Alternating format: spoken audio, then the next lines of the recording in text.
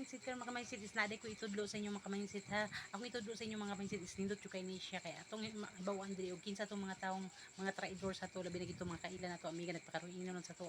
mahibaw-an na gyud nato kung kinsa mga tawo nga nag-report sa to kay Meta. Mao pud ni siya hinungdan nga nung ma-restricta kanang nay mag-report sa to mahibong ta ba nga wa man tay nahimo nga violation diri kay Meta pero ngaron na restricta isa pud na siya ang rason nga nung ma-restricta kanang nay mag-report sa to karon mahibaw-an na nato then sunda lang ninyo ni Makamay nga niyon ra siya ninyo pagbuhat para mahibaw-an nato. Ato na to mga mindset syempre arita sa atong Facebook. Dayon diha sa circle nga naay ko na to profile 3 lines pinduton na to na siya human diri settings icon kani sa taas pinduton dayon scroll lang na to siya pababa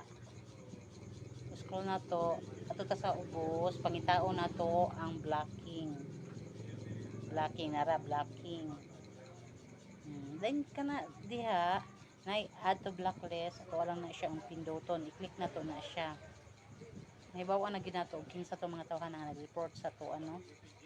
dayon diha i-type lang nato ang report ni diha na nato mahibaw-an kung kinsa to mga tawhan na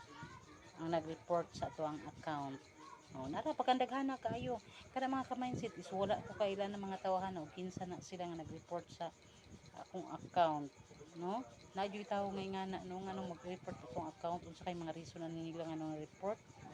nag-report ni sa tong account nara makita na to kinsa to mga tawhan nga nag-report sa tong account